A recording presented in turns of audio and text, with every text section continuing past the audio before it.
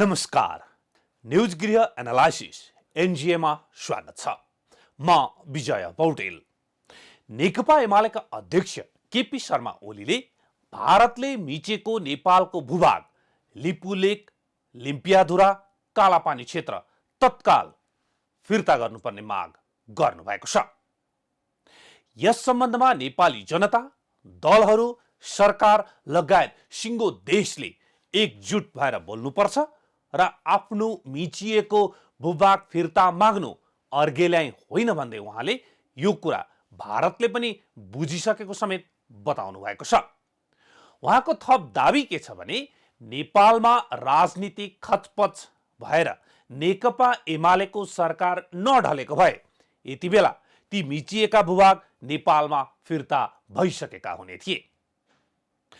मंगलबार पूर्व राजदूतहरूसँगको छलफलमा उहाँले भन्नुभयो, नेकपा एमालेको सरकारले नै हिम्मतका साथ मिचिएका भूभाग समेटेर नेपालको नक्सा जारी गर्यो, नेपालको संविधानको अनुसूचीमा पनि समेट्यो।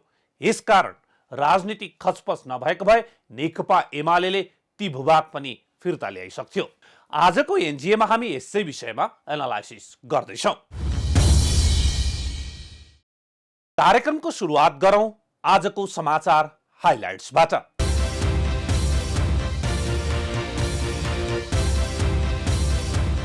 काठमाडौँको बागबजार, भोटेवाल र दिल्ली बजार क्षेत्रका 4 जनामा हैजा पुष्टि।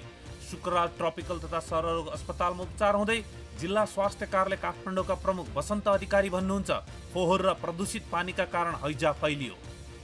काठमाडौँ जिल्ला अदालतका न्यायाधीश राजकुमार कोइराला र अधिवक्ता रुद्र पोखरेल बीच भएको घुस लेनदेनको अडियो सार्वजनिक भएपछि न्यायिक क्षेत्रमा हलचल। न्याय परिषद, नेपाल बार काउन्सिलको आकस्मिक बैठक, छानबिन गरी कारबाही गर्न नेपाल बारको माग।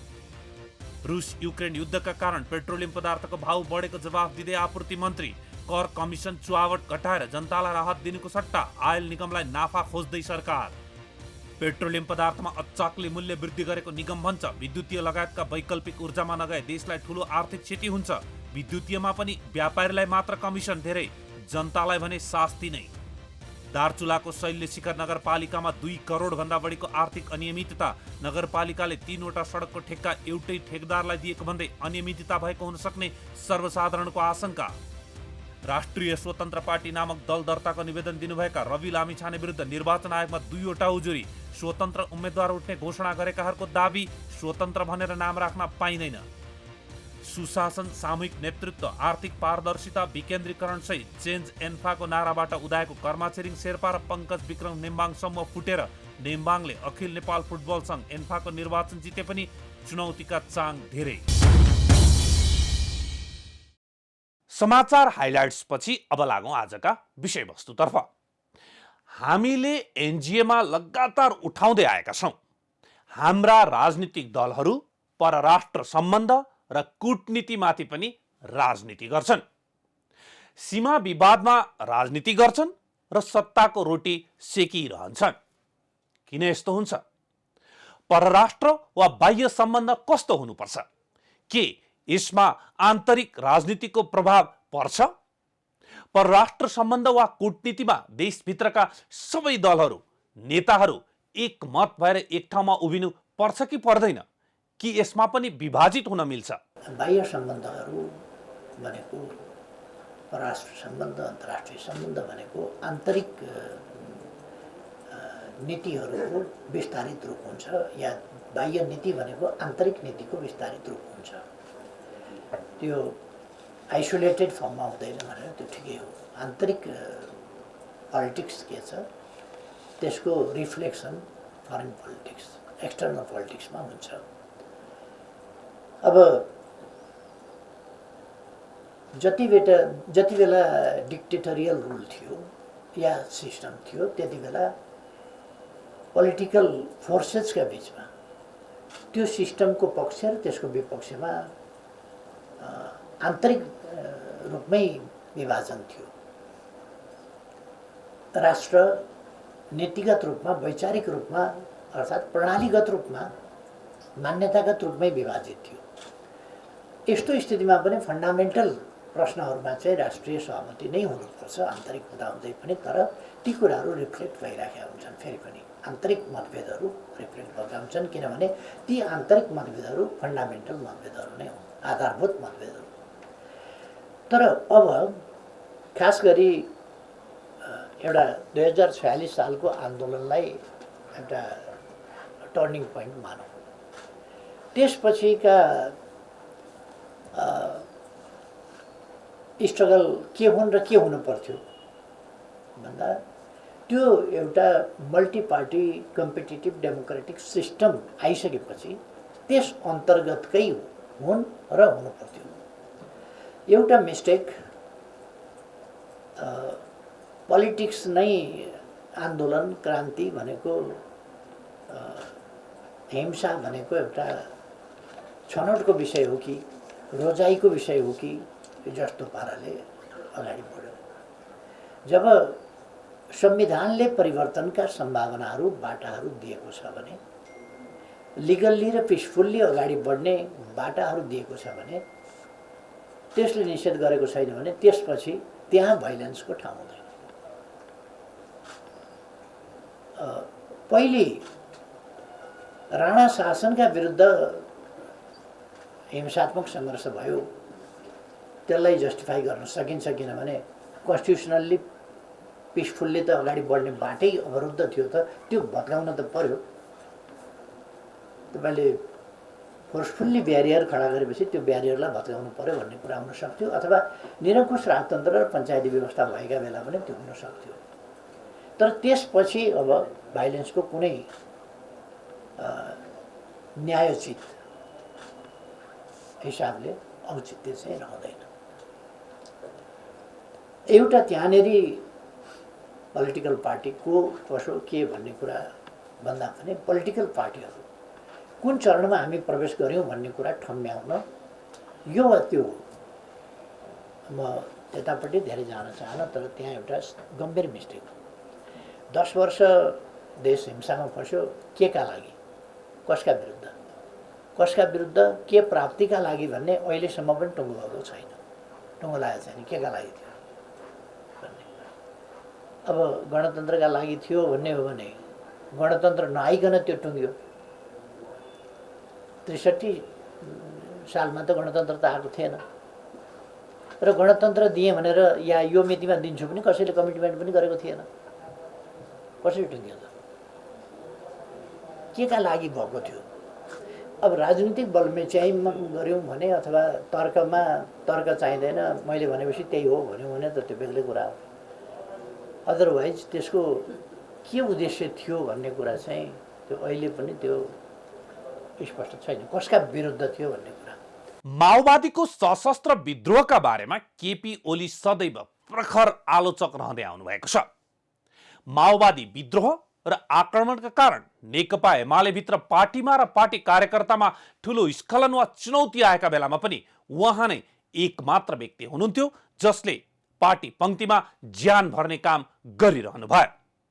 कुनै कुनै बेला उहाँका कडा प्रहारले माओवादीलाई समेत आछु पार्दथ्यो र आफ्नो सशस्त्र विद्रोहलाई पुष्टि गर्न उसलाई हम्मे पर्दथ्यो।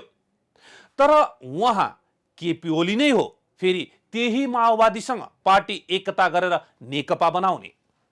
त्यो बेलामा उहाँको प्रखर आलोचकको छवि कहाँ पुग्यो? उहाँ नै पेरिस डाँडा पुगेर विद्रोहमा मारिएका शहीदहरूलाई मुट्ठी उज्याएर लाल सलाम गर्दै सम्मान गर्ने, जबकि उहाँ ती शहीद र तिनले गरेको सशस्त्र विद्रोहको प्रखर आलोचक हुनुहुन्छ।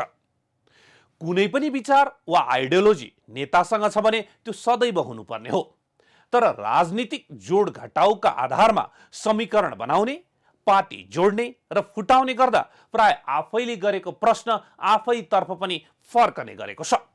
यसकारण अहिले केपी ओलीजीले गर्नुभएको सशस्त्र विद्रोहको औचित्यको पुष्टिको प्रश्न उहाँतर्फ नै सोध्याउँदा पनि हुन्छ। जोड घटाउ मिलुन्जेल ठिक, सशस्त्र विद्रोह दिवस पनि मनाउने, लाल सलाम पनि गर्ने, जोड घटाउ नमिले र पार्टी फुटाएपछि त्यसको औचित्य के भनेर प्रश्न पनि गर्ने। राजनीतिमा एकअर्कालाई निषेध गर्ने चलन पनि छ, अझ हामी कहाँ त बढी नै छ। नेकपा फुटेको समयमा होस् वा हालैको स्थानीय तह निर्वाचनमा दलहरूले एक दलले अर्को दललाई वा एक नेताले अर्को नेतालाई पूर्णतया निषेध गर्ने, अस्तित्व नै स्वीकार नगर्ने तथा भौतिक आक्रमणसम्म गर्ने अवस्था पनि देखियो। किन त्यस्तो छ त?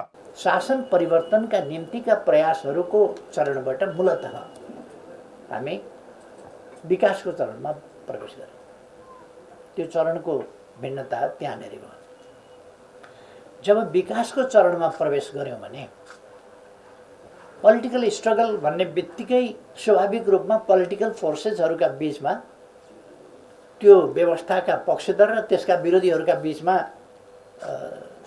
त्यहाँ त तनाव हुने भयो, त्यहाँ त सङ्घर्ष हुने भयो, वैचारिक सङ्घर्ष हुने भयो, व्यवहारिक सङ्घर्ष हुने भयो र देश यसरी त्यसै कारण इन्टरनल भनिन्छ नि, युद्धै भयो भने गृहयुद्ध भनिन्छ, नत्र भने पोलिटिकल स्ट्रगल इन्टरनल स्ट्रगललाई भनिन्छ त्यसलाई। अब त्यो इन्टरनल स्ट्रगल पोलिटिकल स्ट्रगल हुँदाखेरि त स्वाभाविक रूपमा देश चाहिँ विभाजित हुन्छ, जनमत विभाजित हुन्छ।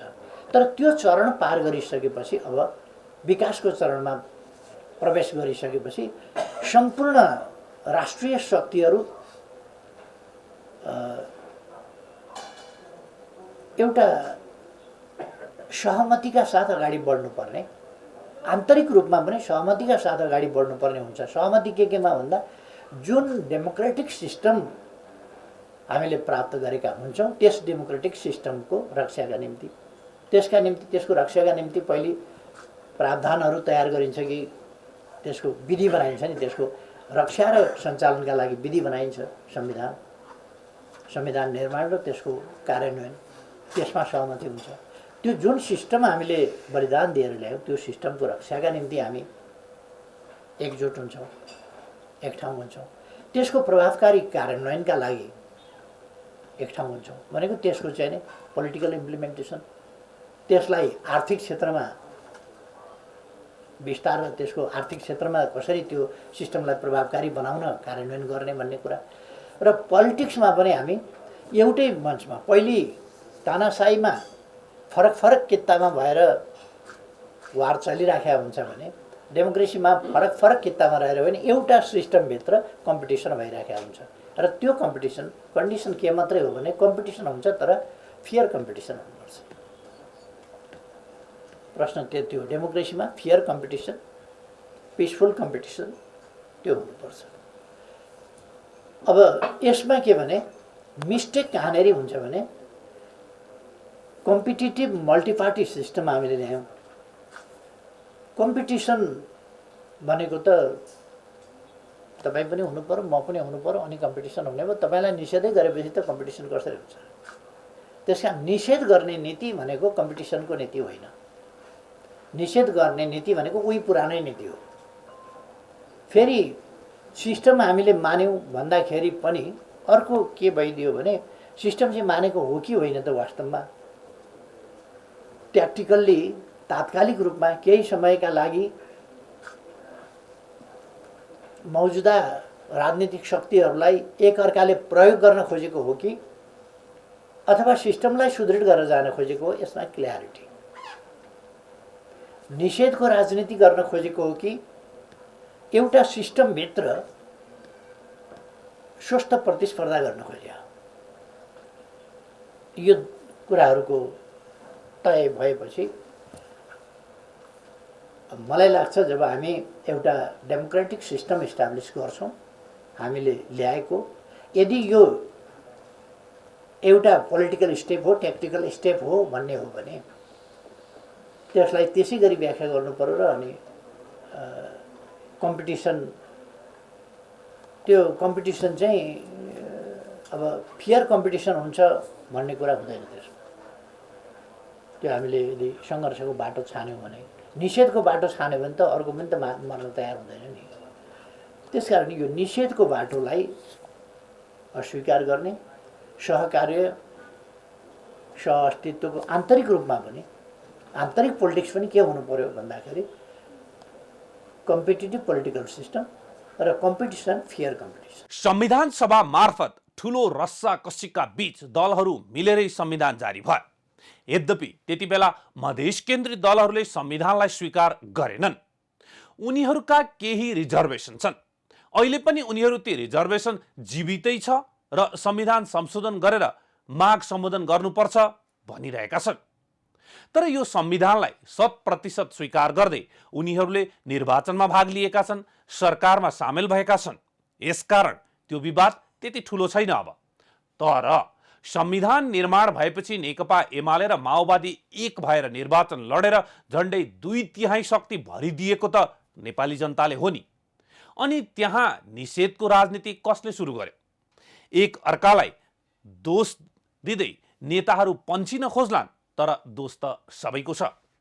पार्टी सञ्चालन र सरकार सञ्चालनमा निषेधको राजनीति सुरु भएपछि नै त हो नि एक अर्काबीच तिक्तता, वैमनस्यता बढेर पार्टी फुटतर्फ गएको।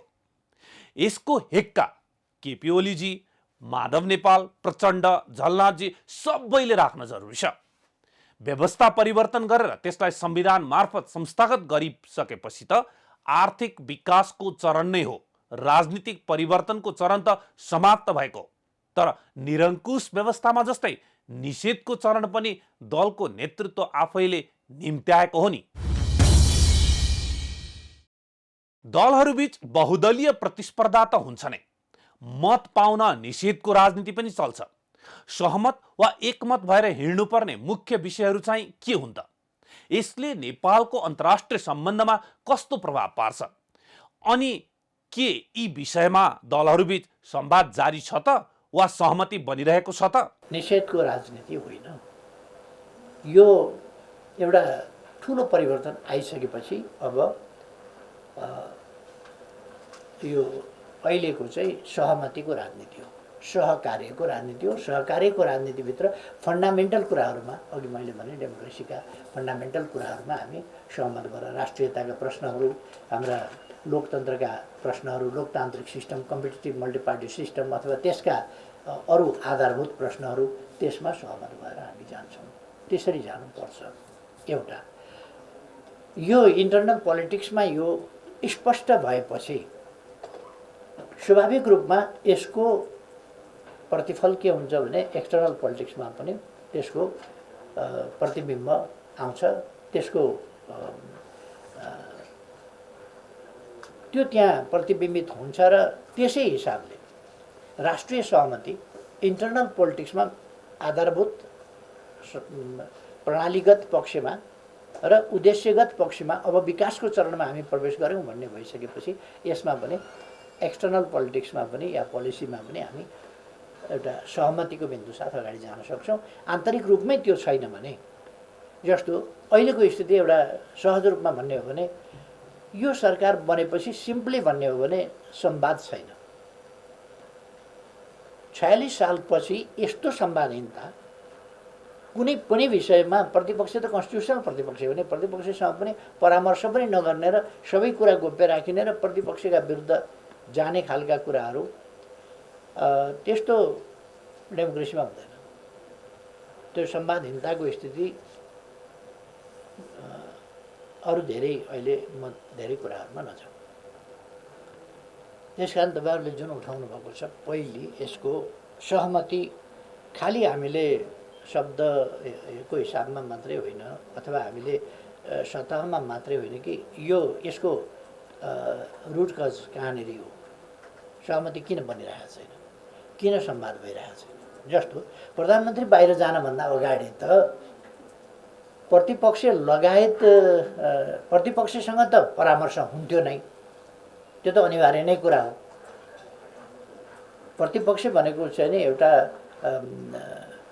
वैकल्पिक सरकार हो, एउटा सरकारमा जानका लागि प्रतीक्षा गरिरहेको शक्ति हो भनेर मानिन्छ प्रतिपक्ष। त्योसँग त परामर्श गर्नुपर्छ नै। साथसाथै विज्ञहरूसँग पनि परामर्श गर्ने हाम्रो चलन थियो। हामी जहिले पनि प्रधानमन्त्री बाहिर जान्छ भने युएनमा जानभन्दा अगाडि, अरू त्यस्तो फोरममा जानभन्दा अगाडि अथवा कुनै देशहरूको भ्रमण गर्नभन्दा अगाडि किन जाँदैछ, के गर्न जाँदैछ, अब के गर्छ, त्यहाँ गएर के गर्छ, के गर्ने उद्देश्य छ भन्ने कुराहरूमा छलफल गर्थ्यो र कसरी जाउँ, के गरौँ भन्ने परामर्श पनि दिन्थ्यो। यो क्रम तपाईँहरूले महसुस गर्ने भएको होला जस्तो लाग्छ। यो एउटा अलिक गम्भीर कुरा हो। प्रतिपक्षी दल वा विज्ञहरूसँग छलफल कुराकानी नै नभएको हो त? के गठबन्धन बनेदेखि छलफल गरेकै छैन त सरकारले? यसमा मेरो खासै डिमान्डको हिसाबले त्यो केही मेरो त्यस्तो डिमान्ड होइन कि प्रतिपक्षसँग वार्ता गर्नुहोस् के गर्नुहोस्, होइन, नगरिकन चल्छ भने चलाउनुहोस् न, के भयो र? डेमोक्रेसीको नयाँ डेफिनेसन गर्नुहुन्छ, सहमतिको नयाँ डेफिनेसन गर्नुहुन्छ, त्यो पनि ठिक छ नि। यो देश त हाम्रो पो अलिकति छोटो आयु होला त, देशको त अलिक लामै होला नि यदि कसैले भत्काउन बिगार्न सकेन भने। तर मलाई जहाँसम्म लाग्छ भत्काउन बिगार्न सकिहाल्ने स्थिति छैन। अहिलेकै सन्दर्भ पनि हामीले हेऱ्यौँ, अहिलेकै सन्दर्भमा पनि नेपालमा राष्ट्रियता सुदृढ छ र नेपाली जनतामा राष्ट्रिय भावना सुदृढ छ। त्यसकारण यताउता गरिहाल्छु भनेर पनि त्यो हुनेवाला छैन। यसमा मैले देखेको सहमतिका साथ त्यति बेर अगाडि जान सकिन्छ जति बेला पहिलो त राष्ट्रिय हितमा हामी सबै केन्द्रित हुन्छौँ, हाम्रो बाह्य सम्बन्धहरूको सञ्चालन राष्ट्रिय हितमा केन्द्रित भएर हुन्छ भन्ने कुरा हामीले ठान्यौँ भने हाम्रो भू राजनीतिक स्थितिमा राष्ट्रिय हित कसरी रक्षा हुन सक्छ, कुन नीति अपनाउनुपर्छ, ती कुरा हामीले ध्यान दिन सक्यौँ भने। केपी ओलीजीको कुरा ठिक हो, किनकि गठबन्धन बन्दै निषेध गर्ने भनेर बनाएकाले उहाँलाई गठबन्धनका दलहरू जसरी पनि सिद्ध्याउन चाहन्थे। जसरी पनि सिद्ध्याउन चाहनेले संवाद गर्ने कुरा नै भएन।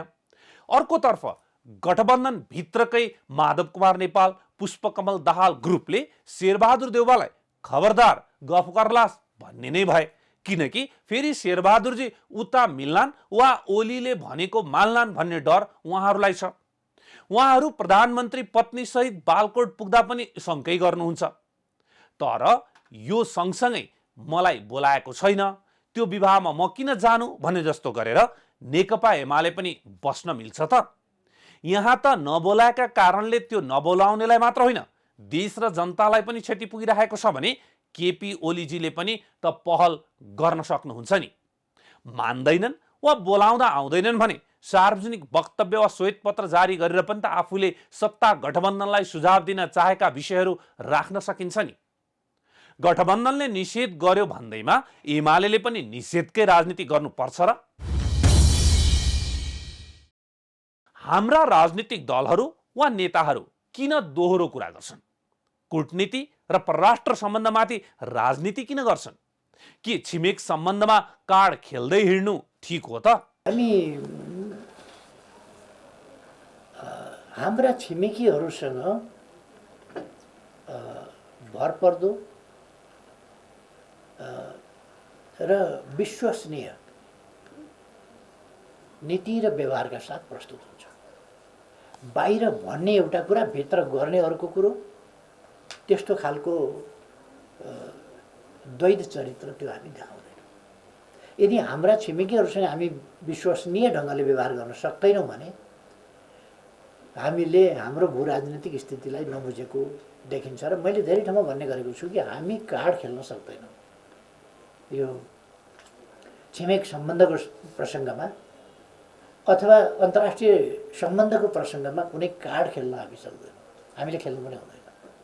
र छिमेकीहरूसँग एउटा कुरा गर्ने अनि बाहिर अर्को व्यवहार गर्ने र अर्को खालको काम गर्ने, त्यस्तो पनि गर्नु हुँदैन। भित्री कसैसँग कुनै छिमेकीका विरुद्ध कसैसँग भित्री सम्बन्ध, भित्री साँठगाँठ या भित्री योजना अर्कै बनाउने र बाहिर अर्कै भन्ने त्यस्ता खालका कुराहरू गऱ्यौँ भने हामी फर्छौँ। त्यस्ता खालका कुराहरूबाट हामी चाहिँ नि जोगिनुपर्छ। हाम्रो साँचो अर्थमा पहिलो त हामी अघि प्रदीप गेवालीजीले राख्नु पनि पृथ्वीनारायण शाहको सन्दर्भको कुरा, त्यो वास्तवमा फरक प्रसङ्गले फरक हिसाबले भन्यो भने त्यही हो। दुईटा विशाल ढुङ्गाका बिचको तरुल भनेर जुन भन्यो त्यस्तै उस्तै अलिकति फरक होला। त्यस बेला संयुक्त राष्ट्र सङ्घ थिएन होला, हामी त्यसको मेम्बर थिएन होला, त्यस बेला अर्को खालको परिस्थिति थियो होला, त्यसको सन्दर्भ बेग्लै थियो। आजको सन्दर्भमा पनि भूगोल उस्तै हो र हामी त्यस्तै स्थितिमा छौँ। त्यसकारण हामीले पहिलो कुरा त हाम्रो राष्ट्रिय हितमा केन्द्रित भएर अगाडि बढ्न जरुरी छ।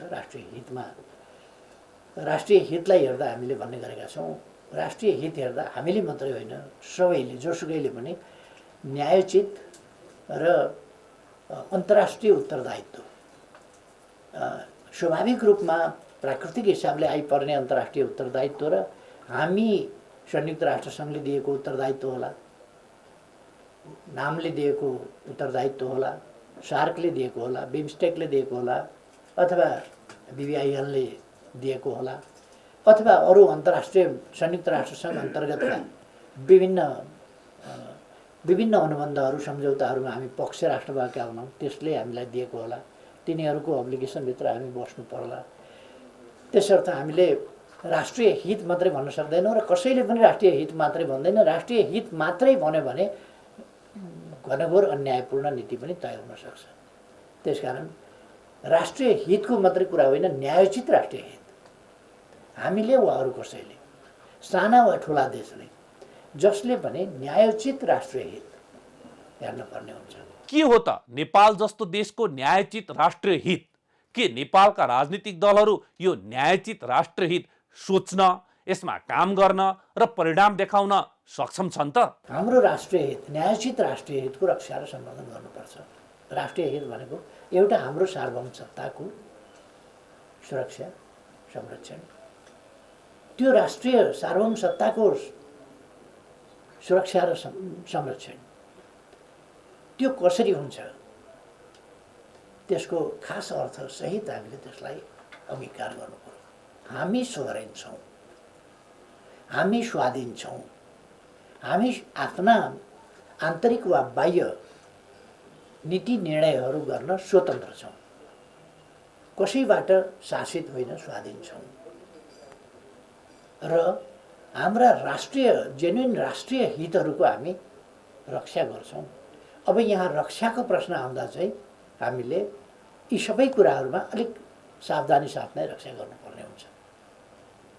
रक्षा भनेको यसै होइन कि अनेक पक्षहरू त्यसभित्र चाहिँ अन्तर्निहित हुन्छन्, सन्तुलनका पक्षहरू होलान्, अनेक कुराहरू त्यसभित्र हुन्छन्। त्यसमा अहिले म धेरै डिटेलमा नजाउँ। हामीले सोभरेन इक्वालिटीको कुरा गरेका छौँ। यो सोभरेन इक्वालिटी पहिले पनि हामीले भन्दाखेरि भनिसकेका छौँ कि देशको आकार सानो ठुलो हुनसक्छ, भूगोल सानो ठुलो हुनसक्छ, जनसङ्ख्यामा देश सानो ठुलो हुनसक्छ, विकासको स्तरमा अघि वा पछि हुनसक्छ, तर सार्वभौम सत्ताको हिसाबले चाहिँ सानो ठुलो हुँदैन भनेर मैले रिपिटेडली जोड पनि दिएको हुँ र यो एकदमै यथार्थ हो। राष्ट्रहरूको सन्दर्भमा, राष्ट्रहरूले व्यवहार गर्ने सन्दर्भमा न्यायोचित कुरा यही हो। अब यसो गरिरहँदाखेरि हामीले हाम्रो छिमेक सम्बन्धलाई असाध्यै नै महत्त्व दिनुपर्छ र छिमेक सम्बन्ध सुमधुर, सुदृढ त्यस्तो राख्नुपर्छ। पारस्परिक सम्मान, पारस्परिक लाभका आधारमा हामीले छिमेक सम्बन्ध गर्नुपर्छ। सही कुरा हो, देश सानो ठुलो हुन सक्छ, तर सार्वभौम सत्ता सानो ठुलो हुँदैन। अझ हाम्रो जस्तो देशले त यसलाई बेला बेलामा जोड दिएर भनिरहनुपर्छ, किनकि हाम्रो दुईतिर विशाल छिमेकी छन्, अर्थात् भूगोलमा ठुला देश छन्। तर सार्वभौम सत्तामा त हामी उनीहरूकै बराबरीमा छौँ नि। केपी ओलीजीले पटक पटक उठाउँदै आउनु भएको देश ठुलो सानो हुन सक्छ, तर सार्वभौम सत्ता एकै हुन्छ भन्ने कुरामा हामी सबै सहमत नै छौँ र सहमत हुनु जरुरी पनि छ। तर यति स्पष्ट कुरा गर्दा गर्दै पनि किन हाम्रो छिमेक सम्बन्धमा समस्या छ? किन हाम्रा सीमाहरू जबरजस्ती मिचिएका छन्? किन हामी हेपिएको महसुस गरिरहेका छौँ? तर पनि किन कुराहरू स्पष्टसँग राख्न चाहिँ सकिरहेका छैन? अब छिमेक सम्बन्ध गर्दा समस्या छँदैछन् भने चित्त दुखिराखेको छ, मन दुखिराखेको छ भने, हेपिएको महसुस भइराखेको छ भने वास्तवमा सम्बन्ध सुमधुर हुँदैन, आत्मीय हुँदैन, खुलस्त मित्रतापूर्ण हुँदैन। मित्रतापूर्ण मैले हाम्रा छिमेकीहरूसँग उच्च स्तरमा संवाद गर्दा यी कुराहरू राखेँ। यदि हाम्रा बीचमा अलिकति पनि अमिलोपन चिसोपन रह्यो, भन्न नसक्ने बोल्न नसक्ने अवस्था रह्यो भने मित्रता कसरी हुन्छ? हामी एक आपसमा बोल्न नसक्ने भन्न नसक्ने अवस्थामा छौँ तर मित्रताका कुरा गर्छौँ भने एउटाले दपेट्छ अर्को दपेटिन्छ भन्न सक्दैन भने त्यहाँ वास्तविक मित्रता कसरी हुन्छ? त्यसकारण हामीले हाम्रा बीचमा समस्या छन् भने ती समस्या समाधान गर्नुपर्छ अनि वास्तविक मित्रता त्यसपछि हुन्छ। र 21औं शताब्दीमा हामीले समस्याहरू भन्न नसकेर बोल्न नसकेर वा सरकारमा बस्नेहरूले आफ्ना सत्ता स्वार्थहरूलाई केन्द्रभागमा राखेर राष्ट्रिय हितहरूको प्रश्नमा सौदाबाजी गर्नु हुँदैन। कुनै प्रकारको प्रत्यक्ष परोक्ष कुनै पनि प्रकारको सौदाबाजी गर्नु हुँदैन। राष्ट्रिय हितको पक्षमा उभिनुपर्छ। त्यसको तरिका होला, परिमार्जित तरिका चाहिन्छ, कौशलतापूर्ण तरिका चाहिन्छ, तर खुलस्त पनि हुनुपर्छ। भन्न खोजेको कुरो नबुझिने गरी प्रस्तुत गरेर के अर्थ हुन्छ? मैले भने तपाईँले केही पनि भन्नु भएन। तपाईँसँग मलाई चित्त बुझिएको छैन, चित्त नबुझेको कुरो मैले आधा घन्टा लगाएर तपाईँलाई भने चित्त बुझिएको छैन, तर केमा चित्त बुझेन तपाईँले थाहा पाउनु भएन भने के काम लाग्छ? त्यस कारण तपाईँले बुझ्ने गरी मैले भन्नु पर्यो यो कुरामा मलाई चित्त बुझेन, त्यो खुलस्त भन्नु पर्यो। यो कुनै झगडाका लागि होइन, मनमुटावका लागि होइन। कुनै मनमुटाव चिसोपन केही छ भने पनि त्यो नरहोस्, त्यसलाई प्रकट गर्ने एकपल्टका लागि र सधैँका लागि अन्तिम पटकका लागि टेबलमा राखौँ, छलफल गरौँ। विषय यस्ता छन्, यी कुनै ठुला कुरा होइन, यहाँ कुनै एकदमै विशाल विषय के पनि छैन, साना कुरा छन्। यस्ता साना कुराहरूलाई हामीले भन्न नसक्ने, कुरा नउठाउने, टेबलमा कुरा नगर्ने अनि छलफलमा नल्याउने, स्टेटमेन्टमा उल्लेख नगर्ने दुनियाँलाई थाहा छ, दुनियाँलाई थाहा छ विषय, तर हामी बोल्दैनौँ भने दुनियाँले के देख्छ भन्दा थाहा छ बोल्दैन भनेपछि त्यो हाम्रो कमजोरी हुन्छ। हाम्रो सीमा समस्या त छ, भारत र चीनले मिचेकै हो। सीमा विश्लेषक बुद्धिनारायण श्रेष्ठ भन्नुहुन्छ, हाम्रा नेताहरू कुरा राख्न डराउँछन्, सत्ता वा पद जाला भनेर लुगलुग काम्छन्। यो त यथार्थ हो। भारत तथा चीनले पनि किन यस्ता कुरा बुझ्दैनन्? देशको सीमा मिच्ने काम नगरौँ भनेर किन भन्न सक्दैनन्? हाम्रो तर्फबाट कुरा किन स्पष्ट रूपमा जाँदैन? सानातिना सीमाका समस्या होलान्, कुनै ठुलो ठुलो भूभागका कुराहरू त्यस्तो पनि छैन, सानातिना छन्। र इतिहासले फेरि उहिलेका हामी यहाँ पुगेका थियौँ भनेर पनि दाबी गरेका छैन।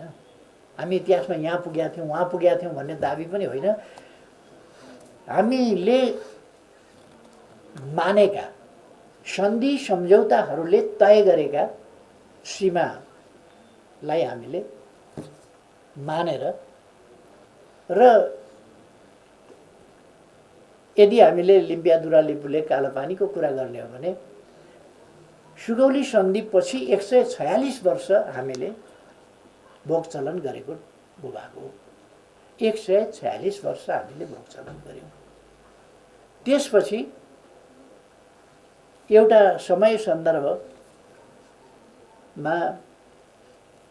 हाम्रो कालापानीमा भारतीय फौज आएर बस्यो र 60 वर्षदेखि भारतीय फौज छ। कालापानीमा भारतीय फौज भएको हुनाले त्यसभन्दा उता लिपुलेक र लिम्पियाधुराको साइडमा हामी प्रवेशै गर्न पाएनौँ। यो बिल्कुल यथार्थ हो।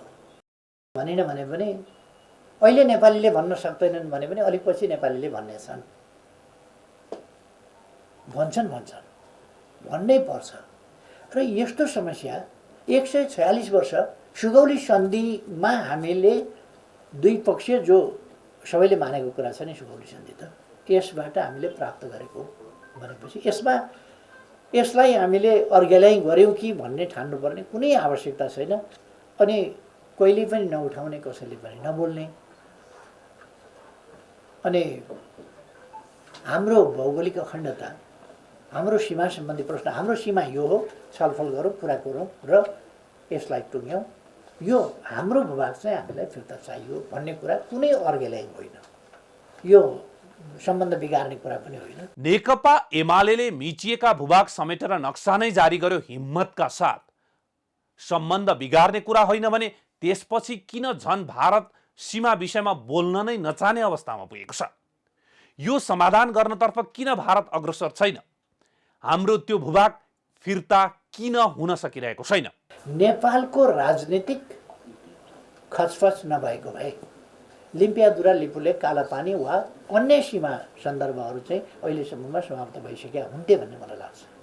किनभने मैले खुलस्त छलफल गरेको थिएँ र यो मित्रता सुदृढ गर्न र अगाडि बढाउनका लागि हो। मित्रता सुदृढ गर्ने र अगाडि बढाउने सन्दर्भमा यो हाम्रो भौगोलिक अखण्डताको प्रश्न, हाम्रो सीमा सम्बन्धी प्रश्न एउटा व्यवधानको रूपमा छ। त्यसकारण यसलाई लुकाउने कुरा होइन, देखाएर भन्ने कुरा छ र तपाईँहरूसँग छलफल गरेर टुङ्ग्याउने कुरा छ भन्ने जस्ता कुराहरू कुनै अनुचित कुरा होइन।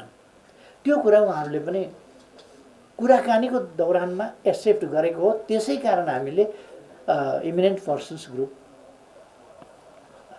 निर्माण गरेका हौँ। त्यसमा हाम्रो तर्फबाट डाक्टर देशबहादुर थापाले नेतृत्व पनि गर्नुभएको हो। त्यसले 2 वर्षसम्म दुईटा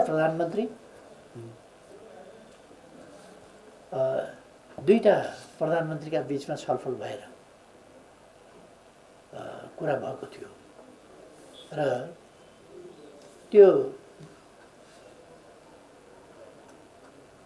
त्यस कुराबाट एउटा हामी औपचारिक ढङ्गको वार्ताको टेबलबाट दुईटा प्रधानमन्त्रीले कुरा गरिसकेपछि औपचारिक वार्ताको टेबलमा ल्याएर निष्कर्ष निकालेर गरेका थियौँ र 2 वर्ष त्यसले अध्ययन गरेर संयुक्त रूपमा सहमतिका साथ एउटा प्रतिवेदन पनि आएको थियो। अब त्यस प्रतिवेदन मार्फत अगाडि बढ्नु आवश्यक हुन्थ्यो दुई देशका बिचमा।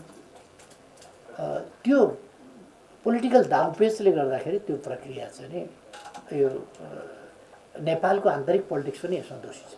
कुरा त प्रष्ट आयो। नेपालका तत्कालीन प्रधानमन्त्री केपी ओली र भारतका प्रधानमन्त्री नरेन्द्र मोदी बीच यति स्पष्ट कुरा भएर भारतले पनि स्वीकार गरिसकेको रहेछ।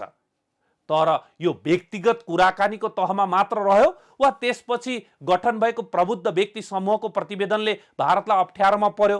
भारत समस्या समाधान गर्न तर्किरहेको छ।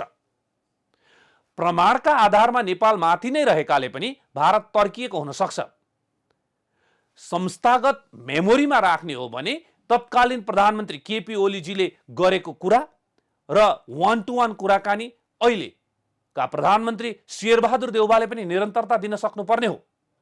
प्रधानमन्त्री केपी ओली तत्कालीन उहाँ बताइरहनु भएको छ, मैले 1-to-1 कुराकानी गरेको छु, भारत पनि सहमत भइसकेको छ, त्यसै कारण प्रबुद्ध व्यक्ति समूह गठन भएको हो भनेर। तर अर्कोचोटि जाने प्रधानमन्त्रीले यो कुरा गर्नै नसक्ने स्थिति भइरहेको छ। यसकारण यसलाई इन्स्टिट्युसनल मेमोरी, संस्थागत मेमोरीमा डकुमेन्टेसन गरेर राख्नु पनि आवश्यक छ। त्यो नभएर हो कि अथवा होइन व्यक्तिगत रूपमा कुराकानी गर्नै नसकेर हो कि प्रधानमन्त्री शेरबहादुर देउवाबाट चाहिँ त्यतिको पहल हुन सकिरहेको छैन। भारत अनिच्छुक छ। पछिल्लो पटक प्रधानमन्त्री शेरबहादुर देउवा भारत भ्रमणमा गएका बेला यस विषयमा ठोस कुरा नै हुन सकेन, किनकि भारतले यसमा गम्भीरतापूर्वक कुरा गर्न वा सुन्न चाहेन। तर के भारतले सुन्न चाहेन भन्दैमा वा ऊ प्रमाणमा तल पर्यो भन्दैमा हामीले उसले कहिले बोल्छ अनि लिपुलेक, लिम्पियाधुरा, कालापानी फिर्ता लिउँला भनेर बस्ने हो र? उसले दिएको दिन फिर्ता लिने हो र? अवश्य पनि होइन। यदि ऊ भाग्छ भने उसलाई तानेर ल्याउनु पर्छ र हाम्रो जमिन जसरी पनि फिर्ता ल्याउनै पर्छ। यसमा वर्तमान प्रधानमन्त्री गम्भीर हुन जरुरी छ।